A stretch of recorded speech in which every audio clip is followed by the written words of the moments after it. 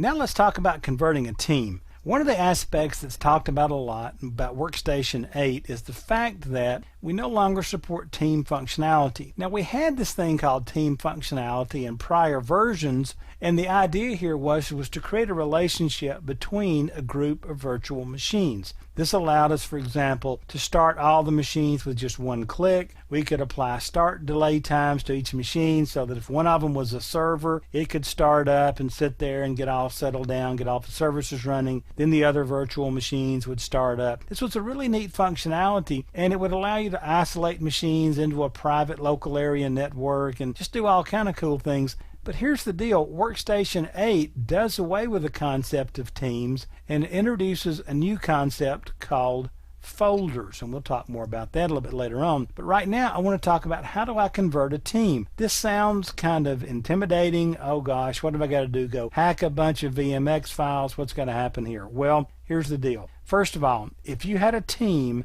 in an earlier version of Workstation, so if you had a virtual machine that was part of a team in an earlier version of Workstation, you'll have to convert that team into folders before you can use the virtual machines in Workstation 8. Well, let me show you how tough that is. To convert a team, you're going to open the team in Workstation, and you can also just drag the VMTM file into the Workstation 8 library. And as soon as you do that, as soon as you open one of those virtual machines or drag the VMTM file, keep in mind the VMTM file has a list of all the machines.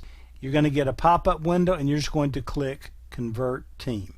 And at that point, you're just going to sit back, watch it happen, and then when the conversion has completed, the VMTM file gets deleted, and then you're going to see the team's virtual machines have been added to a new folder in the library, and everybody's happy. So they've done a really good job of helping you get off the concept of teams and get into the concept of folders. But again, there's kind of some nuances here. We will talk about folders in a separate video, but for now I just wanted you to understand that when you hear that teams are no longer supported, you're not in trouble here. Very easy to convert those over and bring them into the folder environment.